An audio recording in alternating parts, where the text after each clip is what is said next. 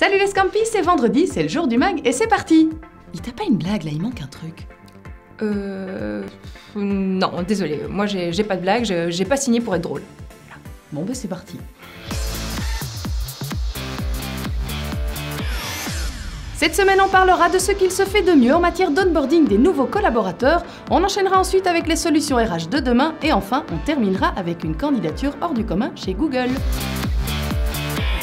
L'intégration de vos nouvelles recrues est une étape primordiale de la gestion de vos talents. Négligé, il peut d'ailleurs amener au départ précoce de vos salariés. D'après une étude du Winners Group, il paraîtrait que 22% du turnover se produirait dans les 45 premiers jours suivant l'engagement et que les employés ayant bénéficié d'un processus d'onboarding structuré seraient 58% plus à même de rester dans l'entreprise pour une durée de plus de 3 ans. Bell Best Cooper a fait le point pour nous dans le magazine Founder sur ce qu'il se fait de mieux en matière d'intégration des nouveaux collaborateurs. Chez Focri, par exemple, on utilise Trello pour assigner des tâches aux nouveaux et au reste de l'équipe. Le planning du premier jour y est détaillé et la plateforme contient aussi un Who's-Who et une section FAQ. Chez Percolate, en plus d'utiliser Trello, ils mettent à disposition de la documentation, un wiki interne avec le jargon propre à l'entreprise et un manuel du nouvel employé. Lorsqu'ils arrivent, ils sont invités à envoyer un mail à leurs collègues pour se présenter et ils ont aussi un système de buddy. Même que leur buddy s'appelle les percolateurs.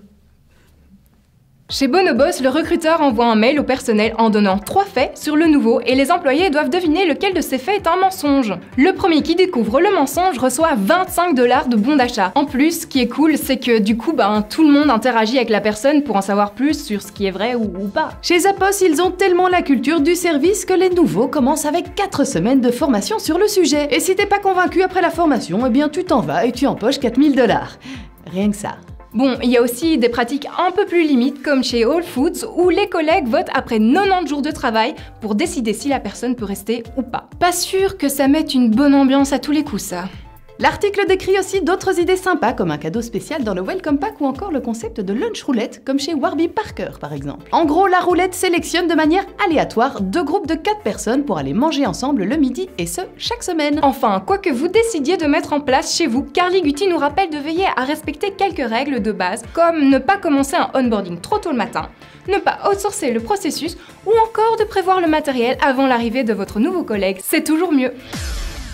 Alors que la digitalisation des processus RH s'accélère, les champs d'innovation en SIRH repoussent les limites. Les éditeurs font aujourd'hui face à une concurrence accrue de startups plus créatives les unes que les autres, et c'est vers une gestion des talents plus globale que l'on se dirige. Selon une étude du cabinet Marquez, plus d'un décideur RH sur 2 considère que le digital permet de répondre aux enjeux propres à la gestion des talents. Et si ces outils de mobilité ou de talent review concernaient jusqu'ici principalement les cadres ou le top management, la définition des potentiels est désormais élargie à tous les salariés. L'objectif étant pour les entreprises de disposer d'un aperçu plus complet des talents à disposition en partant du principe que chaque collaborateur a envie de progresser. L'engagement des salariés est lui aussi au cœur des solutions de demain. Eh bien oui, l'entreprise a beaucoup évolué et est devenue bien plus qu'un endroit où l'on vient accomplir des tâches figurant sur son contrat de travail. Et oui, l'entreprise est devenue un lieu d'épanouissement personnel. Les solutions RH de demain permettront de mieux maîtriser les carrières et les possibilités de progresser, notamment à travers des portails RH et des modules de learning. Mais pas que, puisque l'on voit aussi de plus en plus apparaître des solutions de captation de l'humeur des salariés. Les réseaux sociaux internes font eux aussi leur bonhomme de chemin et s'imposent de plus en plus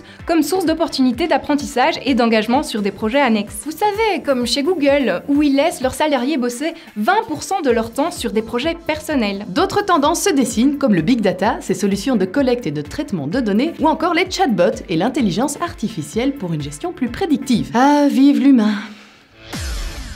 À seulement 7 ans, la petite Chloé Bridgewater a déjà tout d'une grande. Et oui, après une discussion avec son papa à propos de Google, elle décide d'envoyer sa lettre de motivation en s'adressant directement au CEO, Sundar Pichai. Dans sa lettre bien structurée, la fillette évoque son souhait de rejoindre Google, entre autres pour ses toboggans. Oh oui, moi aussi je veux des toboggans au bureau! Oui bon, Chloé y parle aussi de son goût pour les robots et de son aptitude pour les jeux sur sa tablette. Cerise sur le gâteau, la petite fille a même pensé à ajouter une référence en parlant des commentaires positifs que sa prof a fait à ses parents sur son excellent travail à l'école. Bref, Chloé a déjà bien compris comment rédiger une lettre de motivation puisqu'elle a reçu une réponse de Sundar Pichai en personne. Le CEO de Google l'encourage à continuer d'avoir de bonnes notes à l'école et à lui envoyer sa candidature lorsqu'elle sera diplômée. Comme quoi, c'est pas sorcier d'intégrer les rangs Google quand même.